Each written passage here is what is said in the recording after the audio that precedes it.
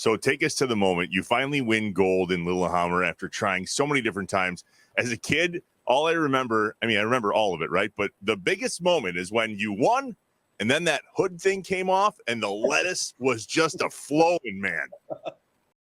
Hair for days. Can you tell I'm jealous? So in that moment, right. You win that race and not only get your gold, but you set the world record at that time. Emotionally, just take us back to that moment for a second.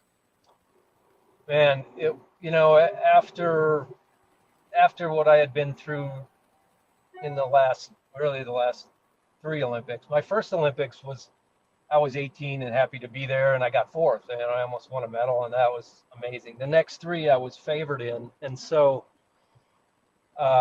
when it wasn't happening for different reasons, and then especially in the Lillehammer in '94, my last Olympics, the 500 meters was my dominant race.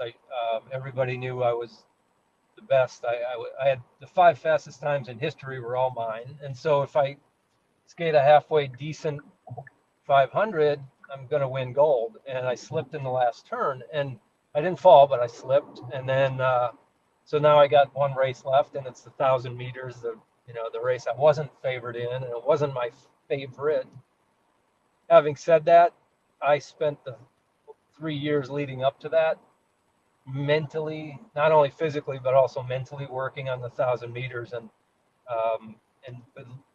believing. I knew I had the speed and strength, but it was more of a mental thing. I would tire in the last lap, and so I had to get over that. I had to beat that thing mentally, and then so for it all to come down to the 1,000 meters, and then not only to win but set a world record, it just like you couldn't really write that script, and it happened.